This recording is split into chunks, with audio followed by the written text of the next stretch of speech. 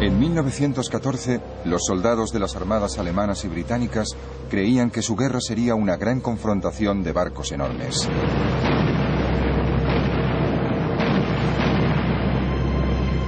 Pero en toda la guerra hubo solo un enfrentamiento naval.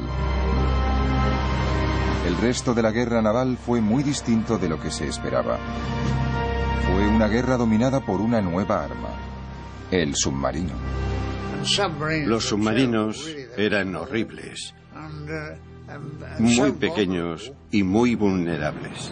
Fue una guerra de bloqueos y hundimientos a gran escala, y que antes de la victoria final fue fuente de desengaños y desastres. Sobre todo fue una guerra de innovación y avances tecnológicos sorprendentes, desde los cielos hasta la profundidad de los océanos.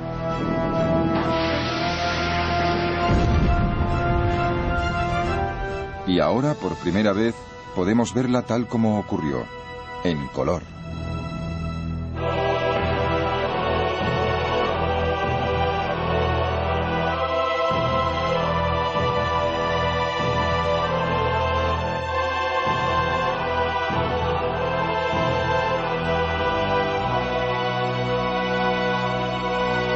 Primera Guerra Mundial en color. Asesinos en el mar.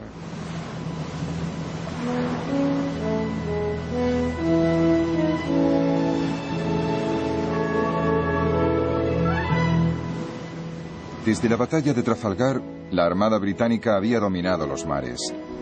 Las exhibiciones de antes de la guerra, como la revista de Spithead, servían para mostrar su poder. Recuerdo que asistí a la revista de Spithead y el puerto estaba lleno de barcos de todas clases. Era una maravilla. Nosotros éramos niños y estábamos muy emocionados. Miraras donde miraras, solo había chaquetas azules. Se veían marineros por todas partes. Éramos un país naval en esa época.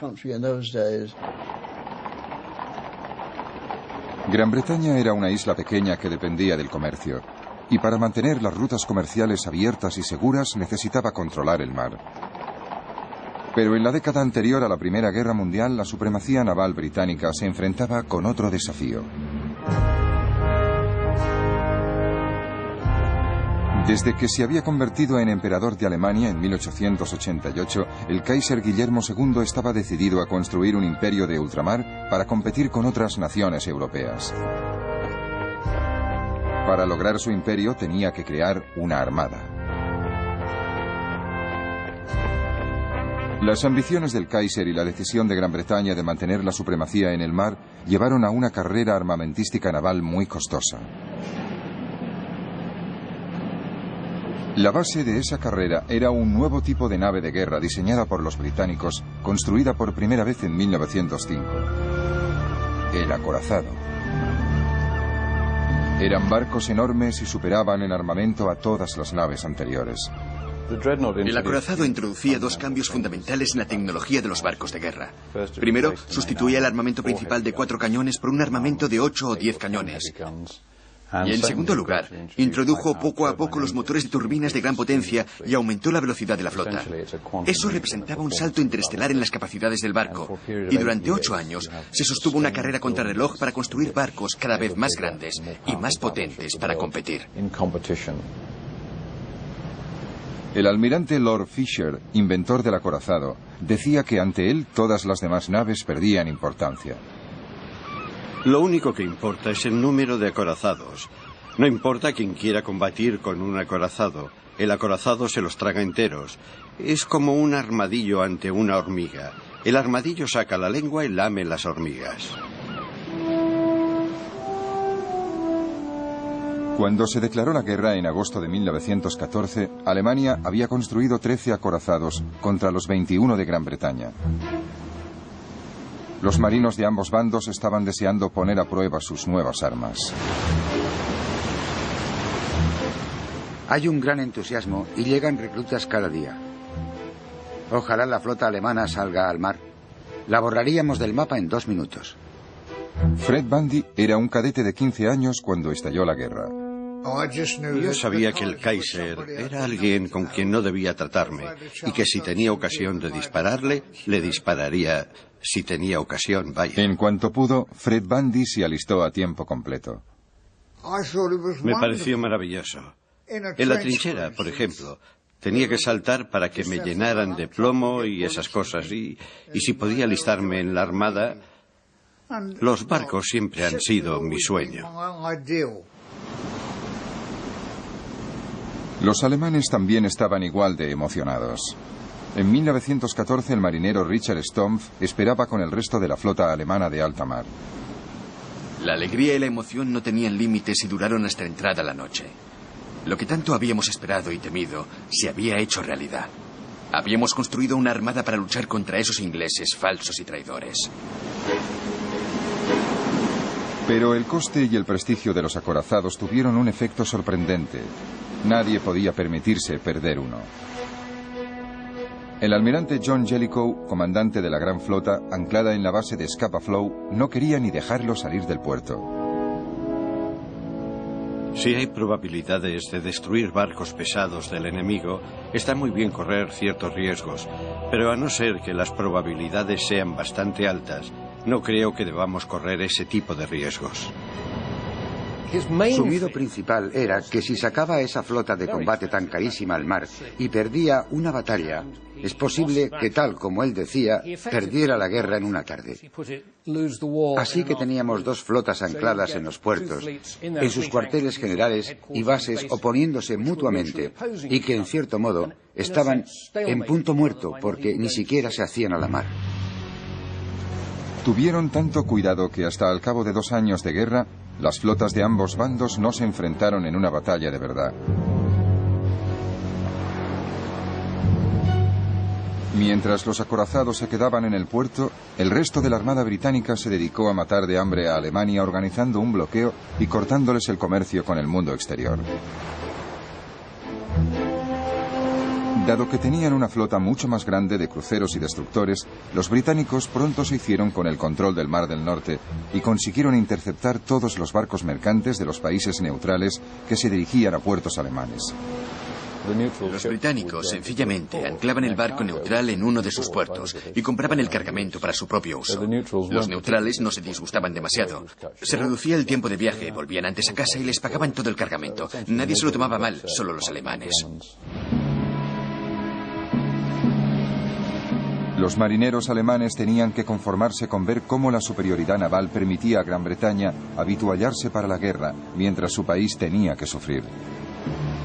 Cuando veíamos la cantidad de barcos que llegaban a Gran Bretaña, cuando veíamos cómo se esforzaba el enemigo en importar desde todos los puntos del planeta los materiales que alimentaban sus energías para luchar contra nosotros, es como si viéramos nuestra sentencia.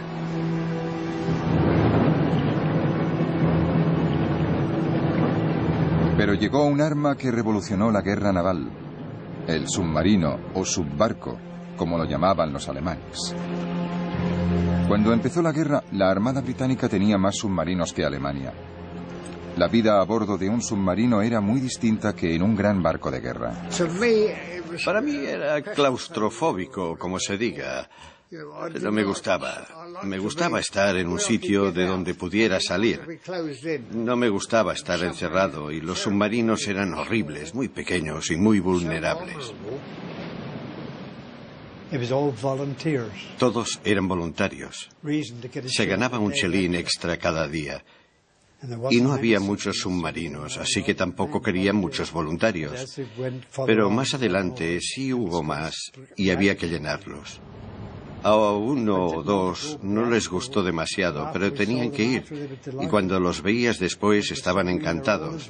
En los submarinos van todos a una, ¿me entiendes? Aunque tú seas el teniente y yo el fogonero, los dos tenemos que colaborar porque si te dan, tienes que saber lo que se ve en un submarino. Los británicos usaban los submarinos para patrullas de apoyo de la flota de superficie. Los submarinos alemanes tenían un propósito completamente distinto. Se convirtieron en cazadores solitarios y dieron a Alemania la única arma naval realmente eficaz de toda la guerra. Los submarinos se quedaban en la superficie casi todo el tiempo que pasaban solos en el océano, ofreciendo momentos de paz y tranquilidad. Después de una cena excelente con pescado fresco ofrecido por nuestros amigos pescadores, nos gustaba subirnos a la torre para disfrutar de la brisa del norte, de la tarde y de un cigarrillo. Los tonos grises y violetas sustituían el brillo de la puesta de sol, pero la luz duraba un poco más. Bajo el agua, cuando el submarino iba en busca de su presa, la vida era muy diferente. La atmósfera bajo el agua era algo indescriptible. Un golpe tremendo de calor me echó hacia atrás. El termómetro marcaba casi 45 grados. Los hombres estaban sobre los motores con la mínima ropa posible. Y sus caras agotadas y tensas, sucias de gasolina y de grasa, parecían calaveras. En septiembre de 1914, esta nueva amenaza submarina mostró su potencial de destrucción. 3 naves de combate británicas un poco anticuadas, el Aboukir, el Hawk y el Cressy, fueron hundidas en un solo día por un submarino alemán. Un guardiamarina británico escribió a su casa contando cómo sobrevivió. Querida abuela, he vivido algo muy emocionante. Nos ha despertado un choque tremendo y todo el barco ha temblado. El Aboukir se hundió de repente y nos dejamos caer por la borda hasta el agua. Nadé hasta el Hawk y estaba subiendo a bordo cuando también lo atacaron y se hundió en 3 minutos. Entonces nadé hasta el Cressy y allí me dieron una taza de chocolate, pero cuando la terminaba lo hundieron también. Volví a saltar y me recogieron cuando llevaba 3 horas en el agua. Otros 1.400 marinos perdieron la vida. El submarino conseguía acercarse a su objetivo sin ser visto. Pero cuando se trataba de mercantes, el factor sorpresa pasaba de ser una cualidad única a convertirse en un problema legal y diplomático. Según las leyes internacionales, un barco de guerra atacante de cualquier bando debía dar señales de aviso a los mercantes para que se detuvieran, abordarlos e inspeccionar el cargamento. Si el cargamento resultaba ser una ayuda para el enemigo, el atacante estaba obligado a dejar que la tripulación mercante abandonara el barco sana y salva. Solo entonces podían hundirlo. Naturalmente, detener a los barcos y seguir todo el procedimiento robaba a los submarinos todas las ventajas que tenían al atacar barcos mercantes. Era un arma traicionera, un arma indigna de los británicos, como dijo un comentarista británico. Los comandantes de submarinos, frustrados, empezaron a saltarse las reglas, hundiendo barcos mercantes sin previo aviso, pero alegando que sus objetivos transportaban munición o incluso que eran los británicos quienes los hundían, y no ellos. La propaganda alemana intentó convencer al mundo que seguían respetando la ley y que incluso remolcaban barcos mercantes hasta un puerto seguro. A principios de 1915, la farsa se acabó. El Kaiser y sus comandantes decidieron dar carta blanca a los submarinos. La guerra en las trincheras del frente occidental estaba en punto muerto. Los alemanes no lograban ningún avance contra los británicos y franceses en tierra. La única forma de avanzar era cortarle a Gran Bretaña las rutas comerciales que le daban la vida. El 22 de febrero, Alemania declaró la guerra submarina sin restricciones.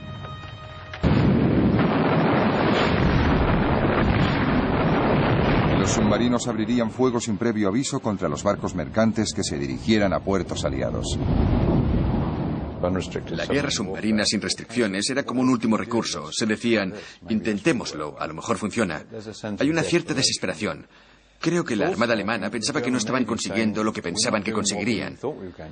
No estaban luchando con acorazados, pero pensaban que si no hacían algo, los soldados del frente occidental dirían, ¿para qué estamos luchando y muriendo cuando la Armada no hace nada? Para las tripulaciones de los submarinos fue un alivio y una celebración. Por fin ha llegado. Se ha declarado la guerra submarina sin restricciones.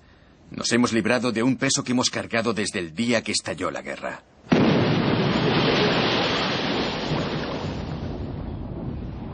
En 3 meses, los submarinos hundieron 115 barcos. Pero entonces un submarino llegó demasiado lejos. El 7 de mayo de 1915, el crucero de la línea Cunard, el Lusitania, zarpó hacia Gran Bretaña desde los Estados Unidos. Alice Drury, niñera de una familia norteamericana, cuidaba a su bebé cuando llegó el impacto del primer torpedo alemán. Cogí el Moisés con el niño dentro. Stuart también estaba en la cabina y gritaba: «No quiero ahogarme, no quiero ahogarme». Y me acerqué a él y le dije: «Agárrate a mí, pase lo que pase». La otra niñera me preguntó: «¿Y yo qué hago?». Y yo dije: «Cuida del niño».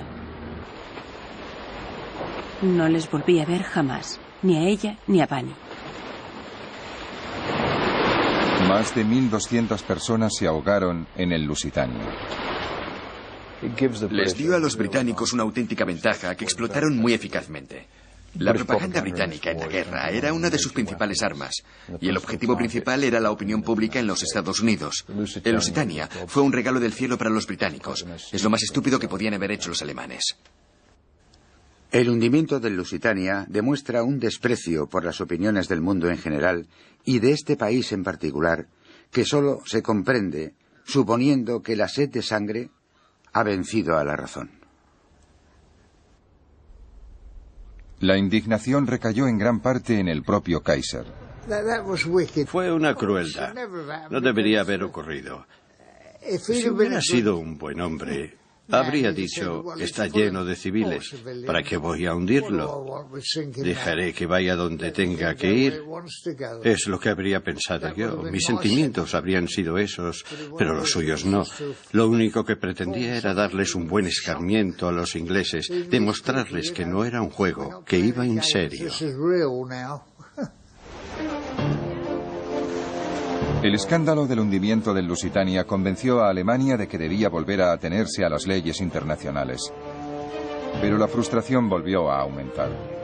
En noviembre de 1915, el comandante en jefe de la Armada alemana escribió: El submarino no puede perdonar la vida a la tripulación de los barcos de vapor. Debe mandarlos al fondo con sus naves. Así se alertará a todas las líneas marítimas, y el peligro que correrán las vidas de sus tripulaciones será un buen motivo para que cese todo el comercio naval con Inglaterra en muy poco tiempo. La gravedad de la situación exige que dejemos a un lado los escrúpulos.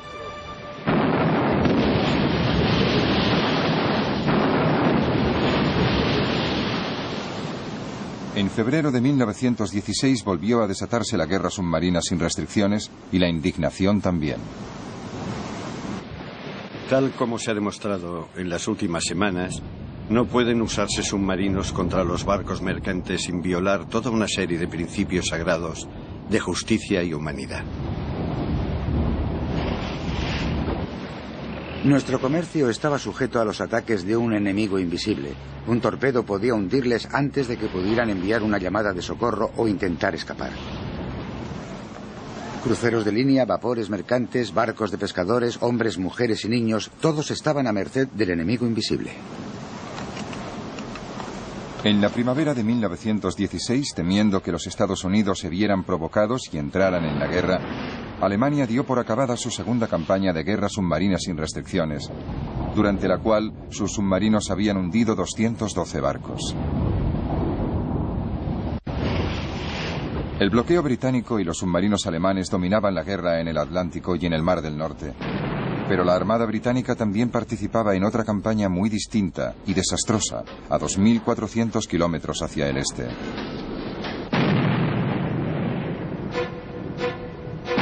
Cuando estalló la guerra, el hombre que estaba a cargo de la Armada Británica era el jefe primero del almirantazgo, Winston Churchill.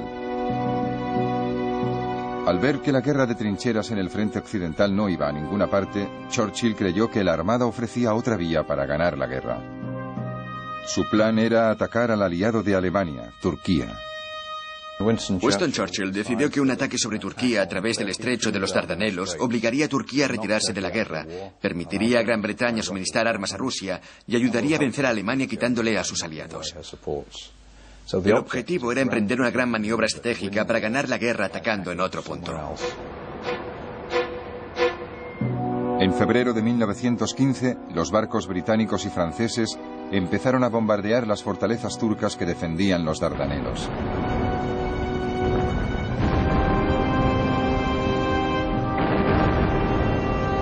Pero esas naves de combate anticuadas, anteriores a los acorazados, se llevaron una sorpresa muy desagradable. Los turcos habían colocado una fila de minas justo por donde iba a maniobrar la flota aliada, las anticuadas naves de combate francesas y británicas. El resultado fue que se hundieron 3 barcos, se perdieron cientos de vidas y el prestigio británico sufrió un duro golpe. Los marinos aliados se dieron cuenta de que eran un blanco fácil. Hoy nos hemos enfrentado a la muerte, pero gracias a la bondad divina volvimos sin sufrir bajas. Aunque la mayoría de los marinos no pensaron que fuera gracias a la bondad divina, sino que llevábamos 3 botes salvavidas a bordo. Los dragaminas intentaron limpiar el campo de minas. Lo consiguieron solo en parte, pero finalmente los fuertes quedaron silenciados.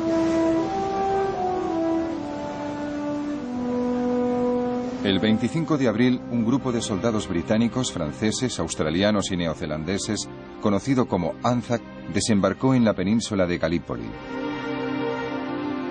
Tengo una gran sensación de miedo y de inseguridad. He comprendido que muchos de los soldados que van a bordo de estos barcos se dirigen a una muerte segura. Me imaginé a cientos de ellos abatidos antes de alcanzar la costa, y luego segados mucho antes de llegar a salir de las playas y alcanzar las posiciones turcas. Los turcos eran unos defensores excelentes y muy bien dirigidos. Tanto los oficiales turcos como los alemanes eran soberbios. Los británicos, la campaña aliada, los franceses también habían mandado muchos hombres. Los franceses, los británicos, los Anzac, no tenían ninguna posibilidad. La operación en tierra resultó un desastre. En 8 meses, los aliados perdieron a 250.000 hombres, 110.000 muertos y 140.000 heridos.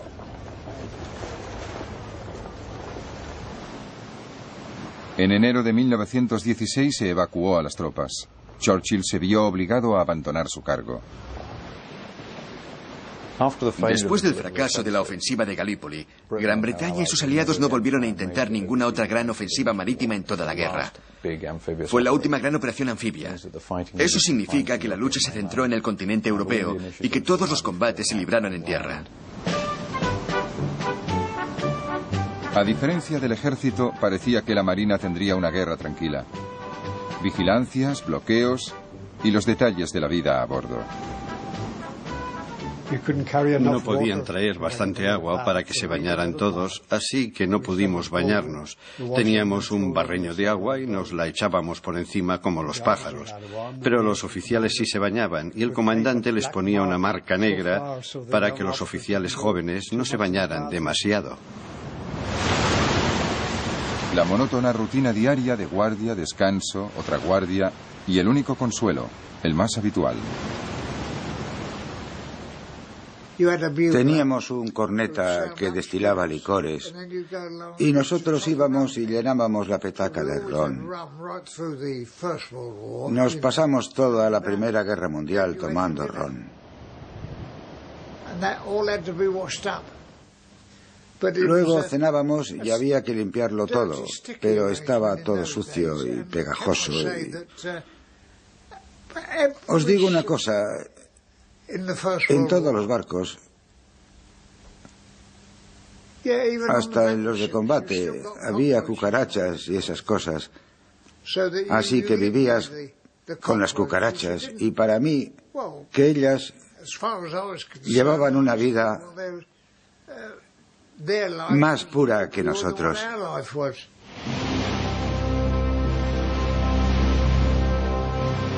En 1916 la rutina diaria fue interrumpida por poco tiempo, pero muy bruscamente. Cuando Alemania declaró la segunda campaña de guerra submarina sin restricciones, vio que necesitaba una nueva táctica naval y nombró a un nuevo comandante en jefe de la Armada muy agresivo, el almirante Reinhard von Scheer. La guerra en el frente occidental entraba en su fase más sangrienta. Desde el mes de febrero los soldados alemanes y los franceses luchaban por la ciudad fronteriza de Verdún y cada bando sufrió 350.000 bajas.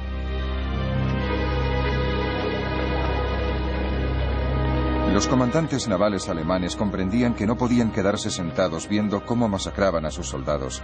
Tenían que hacer algo. Al almirante von Scheer se le ocurrió un plan para tender una emboscada y destruir parte de la gran flota británica. Usando sobre todo documentos gráficos de ejercicios navales, es posible reconstruir lo sucedido. La idea de von Scheer era enviar cruceros de combate alemanes desde los puertos de Kiel y Wilhelmshaven para que patrullaran en las costas noruegas y tentaran a la flota de cruceros de combate británicos del almirante Sir David Beatty a salir de su base en Rosyth. Entonces von Scheer enviaría a los acorazados alemanes a destruirlos antes de que llegara el grueso de la flota británica de Sir John Jellicoe desde Scapa Flow. Pero Jellicoe, gracias a una señal de radio interceptada, dedujo que los alemanes preparaban algún truco y decidió anticiparse a ellos sacando el grueso de la flota a alta mar. En Scapa Flow, los marineros se preparaban para la batalla que llevaban 2 años esperando. Las chimeneas silbaron una señal trascendental. Si hablaran, dirían: calentad las calderas y avisad cuando estéis listos para avanzar. Todo el mundo parecía tener el presentimiento de que había llegado la hora. El ambiente estaba cargado de expectación y de emoción reprimida, y tanto oficiales como soldados se afanaban en prepararse para salir a alta mar. Esa misma noche, la flota de Beatty zarpó desde Rosyth. Cariño, imagínate si puedes una noche preciosa, aunque sin estrellas, y 12 grandes naves humeando, saliendo al mar, sin luces visibles y sin que se oiga otro ruido que el susurro de las olas. Los submarinos alemanes que montaban guardia no se dieron cuenta de que toda la flota británica se había hecho a la mar. Von Scheer siguió con su plan. El 31 de mayo de 1916, el grueso de la flota alemana se hizo a la mar. El sol se levantó magnífico, cubrió el mar con sus rayos dorados y pronto nos mostró la imagen de toda nuestra flota avanzando para enfrentarse al enemigo, que siempre es una visión maravillosa. Las dos flotas se dirigían una contra la otra en el Mar del Norte. A mediodía, uno de los comandantes de Beatty vio a los alemanes. Urgente. 2 cruceros, probablemente enemigos, en dirección sur-sureste. Luego los alemanes avistaron a los británicos. De repente vi unos cuantos barcos grandes, unos monstruos negros, 6 gigantes humeando en columna de a 2. Las dos flotas se enfrentaron a una velocidad combinada de 80 kilómetros por hora. Estaba todo lleno de polvo y de humo y hacía más calor que en un horno. Por fin íbamos a machacar a los cabezas cuadradas después de 2 años de esperar y observar. La batalla de Jutlandia había empezado.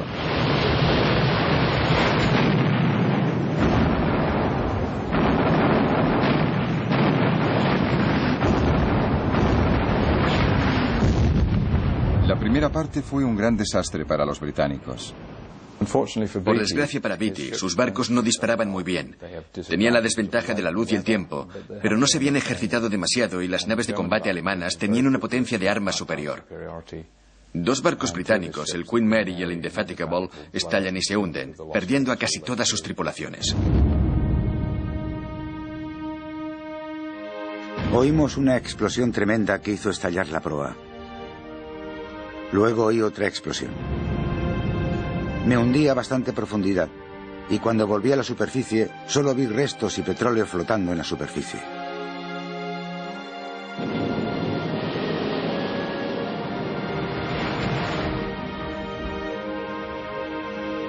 Estaba junto a Sir David Beatty y nos volvimos para ver ese desagradable espectáculo. Se volvió hacia mí y me dijo: parece que hoy están fallando nuestros malditos barcos. El problema no eran los barcos, sino la forma que tenían Beatty y su escuadra de usarlos. La velocidad era lo principal, así que las precauciones de seguridad que se introdujeron, como las puertas que se cerraban y había que abrir, eran un estorbo. Además, habían pasillos cerrados. Un impacto en una torreta podía producir una explosión cuya onda llegaría instantáneamente hasta la Santa Bárbara, donde había 120 toneladas de explosivo listas para estallar. Las consecuencias eran devastadoras. El barco entero estallaba, y eso fue lo que ocurrió con el Infatigable y el Queen Mary. Con sus barcos dañados, Beatty se dirigió hacia el norte para encontrarse con la flota de Jellicoe. Von Scheer lo persiguió. Al cabo de pocas horas, los alemanes se encontraron frente a frente con el grueso de la flota británica. Es un momento trascendental en la vida de cualquiera. Recuerdo que pensé para mí, hemos perdido mucho y más que vamos a perder, pero no nos importa perder lo que haga falta mientras se enfrenten las dos flotas. Y allí empezó la batalla de Jutlandia. Entonces la Marina británica demostró su superioridad.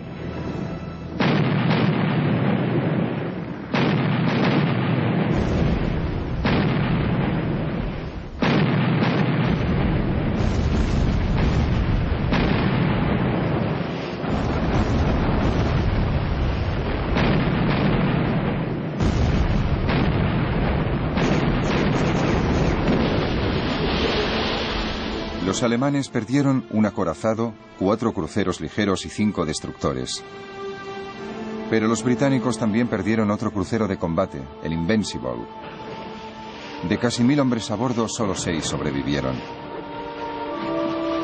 La tripulación de otro barco cercano, el Indomitable, vio cómo se hundía. Los jóvenes oficiales del Indomitable teníamos negros presentimientos desde el día en que zarpamos. Los suboficiales del Invincible subieron a bordo y tuvimos una noche de alegría y diversión. Y ahora, todos duermen en el fondo del mar.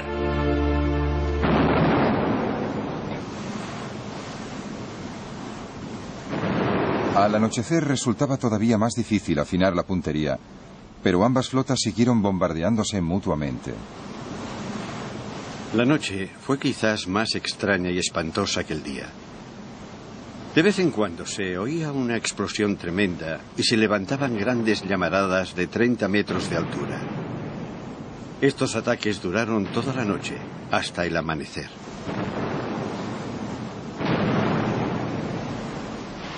En la oscuridad, la flota alemana huyó hacia su país y escapó sin ser vista.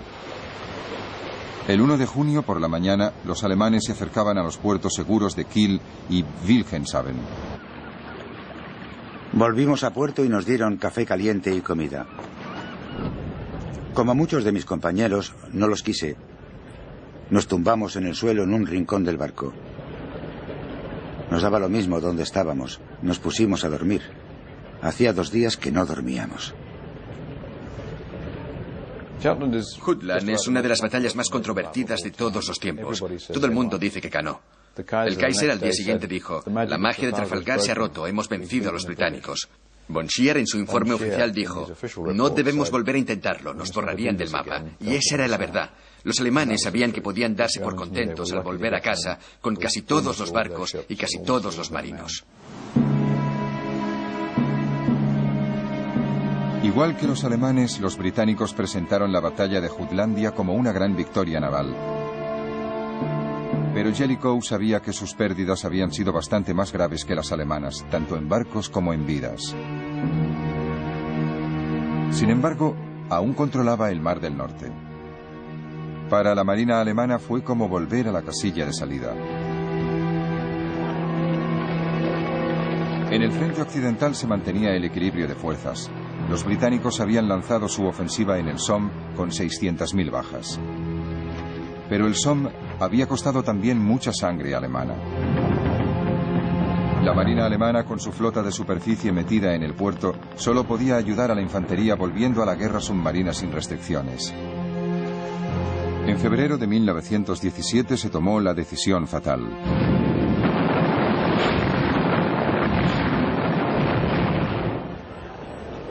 En los Estados Unidos el impacto fue espectacular.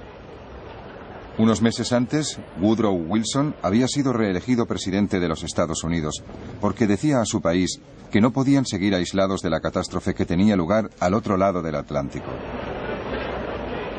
En esta elección nos jugamos mucho más que los asuntos domésticos. Y en la situación mundial hay en juego mucho más de lo que se imagina nuestra gente. El equilibrio democrático está en peligro. Y su destino se juega no solo aquí, sino en todo el mundo. Después de la declaración alemana de guerra submarina sin restricciones, Wilson, envalentonado por su nuevo mandato electoral, le lanzó a Alemania un ultimátum. Los alemanes no le hicieron caso y aumentaron la producción de submarinos. Ya tenían 110 en el mar. Si no queremos desangrarnos hasta la muerte, debemos aprovechar al máximo nuestros submarinos como arma de guerra para destruir la vitalidad de Inglaterra.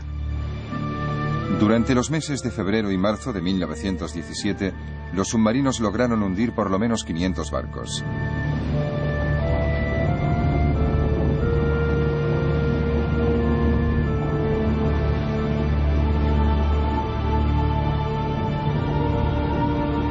El número de barcos mercantes neutrales que llegaban a los puertos británicos y aliados se redujo en un 75%.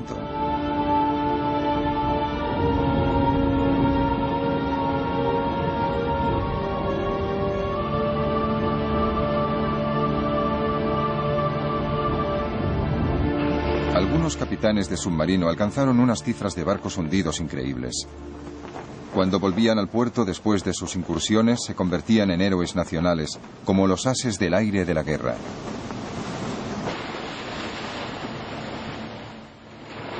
Los alemanes usaron toda clase de trucos propagandísticos para ensalzar como héroes a los capitanes de submarino y a su tripulación. Ondeaban banderas, mostraban emblemas de la cantidad de barcos que habían hundido, hacían reportajes sobre ellos. Les convirtieron en héroes del celuloide.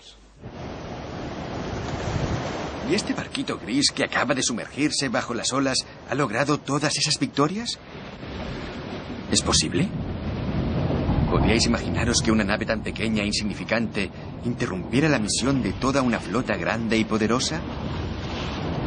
Como envidio a los hombres de su tripulación.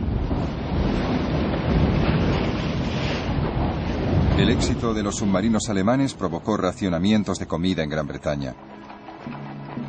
Incluso las tropas del frente occidental tuvieron que apretarse el cinturón. 1917 fue una mala época para los aliados. Pero los Estados Unidos estaban cada vez más cerca de la guerra. La guerra submarina de los alemanes contra el comercio es una guerra contra toda la humanidad. Es una guerra contra todos los países. Debemos defender la democracia en todo el mundo. El 6 de abril, los Estados Unidos por fin declararon la guerra a Alemania. Los británicos recibieron a sus aliados con los brazos abiertos. No se les tenía por extranjeros. No había envidias ni impaciencia al recibir órdenes de un almirante extranjero.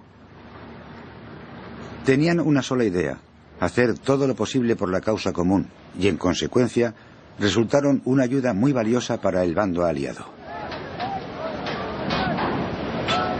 Pero incluso con los norteamericanos a bordo, los aliados seguían sin encontrar la manera de derrotar a los submarinos.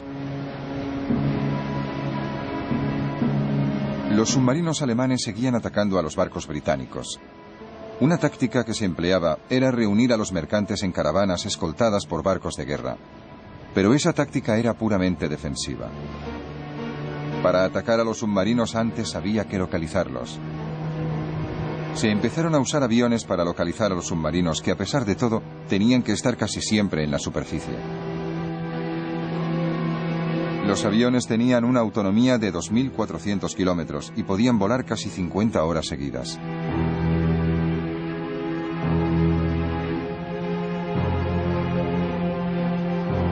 Los barcos volantes y los hidroaviones iban armados con torpedos, bombas y ametralladoras para atacar a los submarinos que encontraran en la superficie.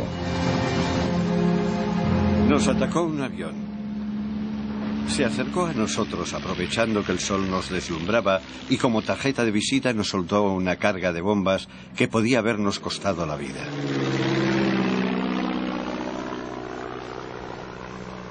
Para encontrar a los submarinos bajo el mar, los aliados usaban una nueva técnica: el hidrófono.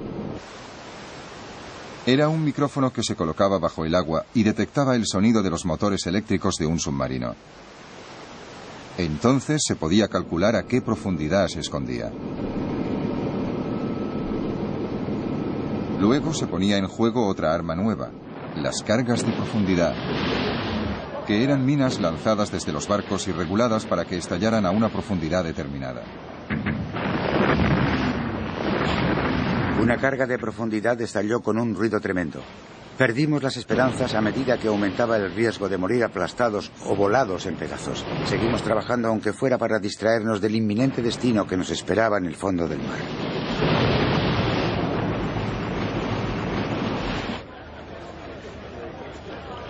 Otra idea británica fue la barrera de Dover, una barrera de redes y minas calculada para detener a los submarinos que atravesaran el canal.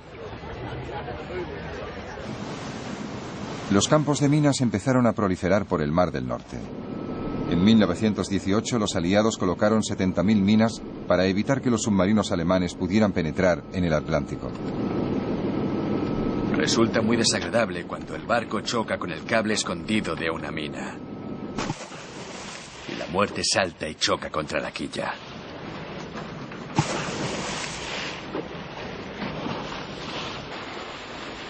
Dragar minas era una misión muy peligrosa. De vez en cuando los submarinos conseguían colocar minas cerca de los puertos británicos. Una vez recuperadas podían desactivarse individualmente.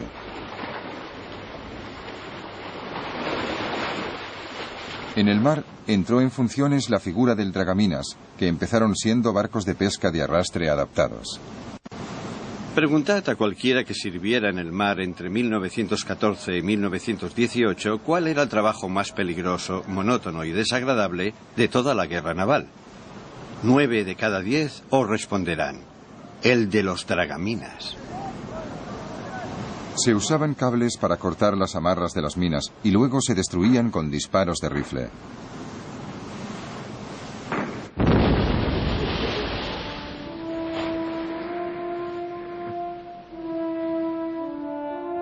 Un invento ingenioso era el cebo para submarinos o nave camuflada. No había señales de vida a bordo. Salimos a la superficie. De repente el barco volvió a la vida. Se abrieron las portillas escondidas. Los artilleros se pusieron al cañón de proa, descubrieron otros cañones y nos lanzaron una lluvia de fuego devastadora. Por fin, los británicos intentaron cerrar los puertos de submarinos de la costa belga.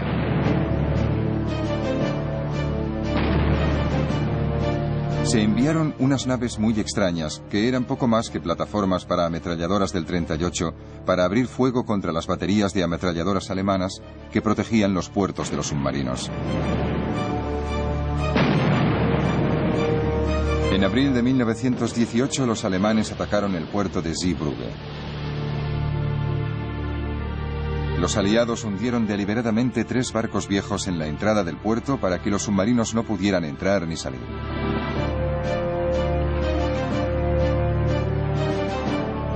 Durante la operación, el crucero británico Vindictive quedó muy dañado y tuvo suerte al poder volver a Inglaterra.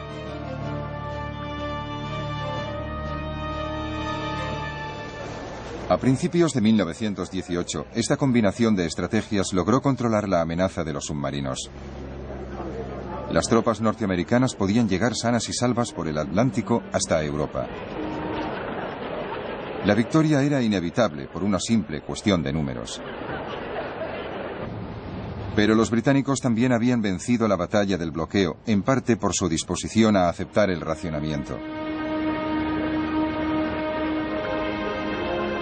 La carne, la mantequilla y la margarina se convirtieron en lujos, y las patatas eran la dieta diaria.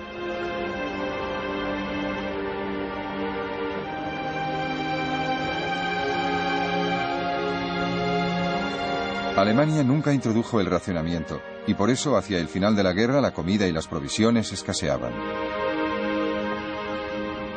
La guerra total se basa en usar lo más eficazmente posible los recursos del país. En la Primera Guerra Mundial, los alemanes usaron sus recursos de una forma muy poco eficaz. Sacaron a todos sus agricultores del campo y los enrolaron en el ejército y los usaron para la batalla. No les sustituyeron. La productividad agrícola se vino abajo. No movilizaron su fuerza de trabajo femenina. Apenas movilizaron ninguna otra fuerza de trabajo disponible. La producción agrícola se vino abajo. Entonces tuvieron que importar comida. El bloqueo británico hizo que no pudieran importar comida. Poco a poco, las raciones de los alemanes se fueron recortando.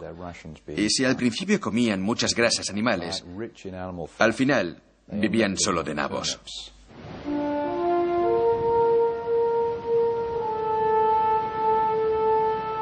La guerra naval había empezado con la carrera de los acorazados, y hacia el final la flota de navíos británicos y norteamericanos parecían simbolizar la victoria aliada en el mar. Pero ese no fue el verdadero conflicto naval. Las naves de combates enormes eran en cierto modo las descendientes de la época de Nelson, como la idea de lanzar una cantidad enorme de metal a gran distancia y destruir al enemigo. Durante la Primera Guerra Mundial, ese concepto de grandes flotas nacionales que se enfrentan y luchan y deciden el resultado de la guerra se demostró totalmente equivocado. La guerra había cambiado.